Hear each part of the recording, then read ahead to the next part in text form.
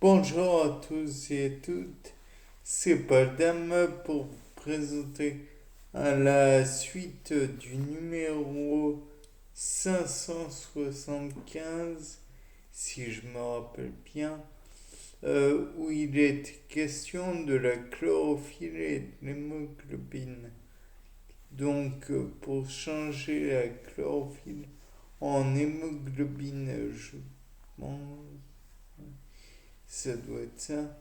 Donc la question c'était comment faire, puisque comme vous le savez, nous manquons de sang en fait.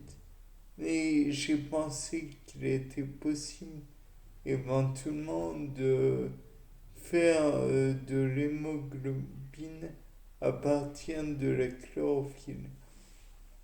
Donc pour cela, nous avons le squelette carboné du centre de la chlorophylle à modifier dans le sens où il y a un atome, un noyau même, magnésien.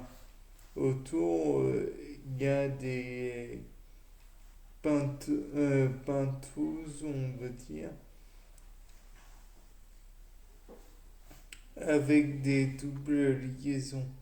Mais là n'est pas la question.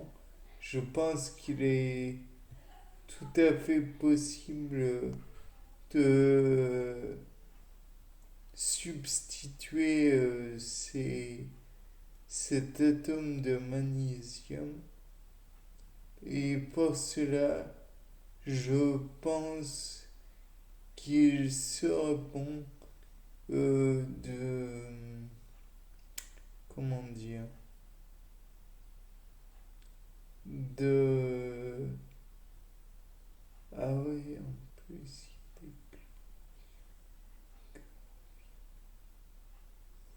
donc pour cela, je pensais que l'on pourrait éventuellement donc faire appel à deux enzymes. Oui, donc une transférase pour transférer le fer et en même temps retirer le magnésium. Donc cela se ferait via des transférases. Mais en même temps, quand j'y pense, il faudrait les,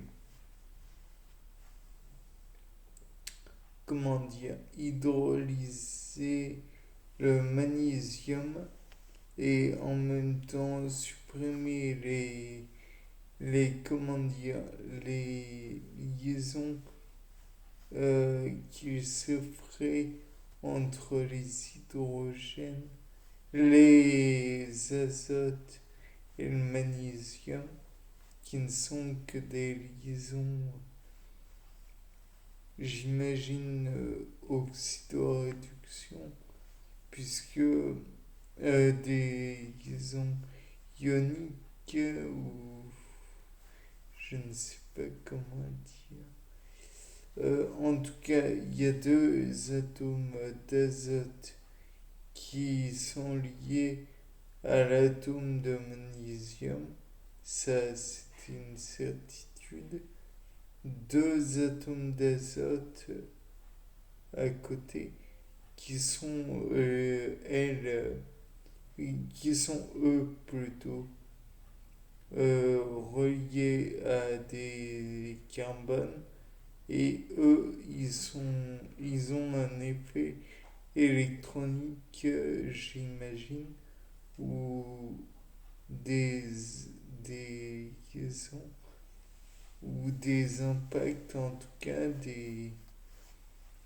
sur le magnésium. Mais ils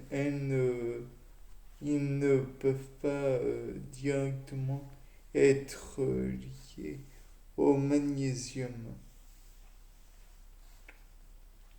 Donc j'imagine que l'on pourrait couper la liaison bel et bien marquée entre les deux atomes que sont l'azote et le magnésium.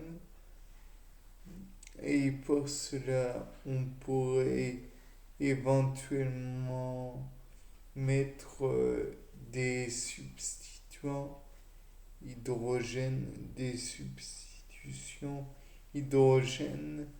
euh, et pour cela, on pourrait mettre dans un, comment dire, un milieu acide, mais pas trop.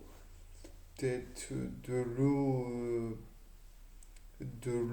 tout court, de l'eau distillée et de préférence pure pour qu'il n'y ait pas d'interaction avec d'autres éléments. Celle-ci pourrait contenir par la suite des, comment dirais-je, des enzymes permettant la rupture de l'azote et du magnésium, des ruptures de la liaison entre le magnésium et l'azote.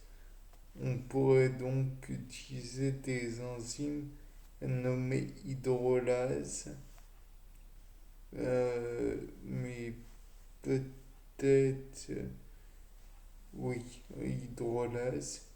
On pourrait ensuite mettre, puisque les hydrolases auraient coupé la liaison, en mettant des hydrogènes, j'imagine, à la place du magnésium.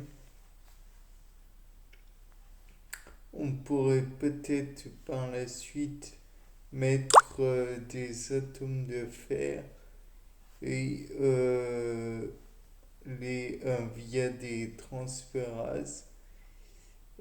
Ces atomes de fer pourraient prendre la place du magnésium et par la suite on ferait en sorte de, de rincer bien le tout pour qu'il n'y ait pas d'interaction néfaste et lier l'atome d'hydrogène, donc finalement se débarrasser de l'atome d'hydrogène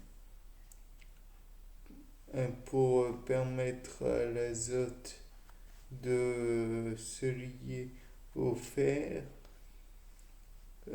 Par la suite, ce serait doublement le cas. Par la suite, il faudrait se débarrasser d'une partie de la grande chaîne polycarbonée qui est latérale.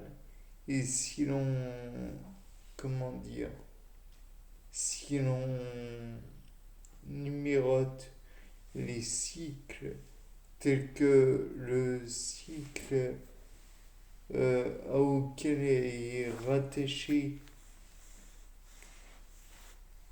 la chaîne polycarbonée D, alors au-dessus nous avons le cycle A, puis à côté du cycle D, on a le cycle C qui est lui-même un pentose, mais celui-ci doit être, pour être le C en question, il faudrait que ce C soit le porteur de l'azote qui est rattaché au magnésium. Juste en dessous, nous avons le pentose numéroté E qui devra, comment dire, être coupé de telle façon à ce que l'on ait une chaîne si je me rappelle bien, il faut avoir une méthyléthyl et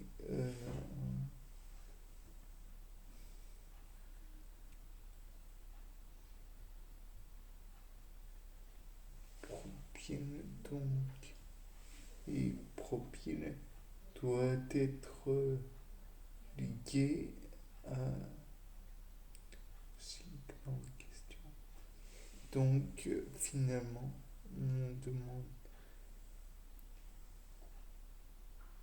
oui, oui.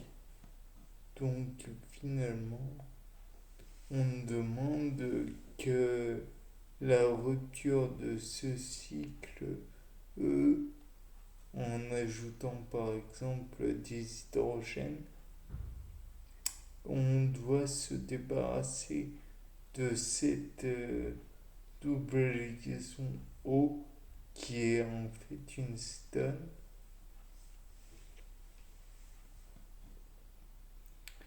Et ensuite, est-ce que cet acide carboxylique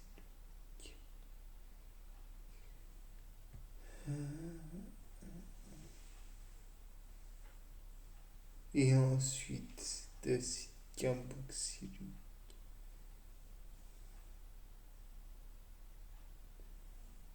qui doit être propyle, donc il ne doit pas avoir de,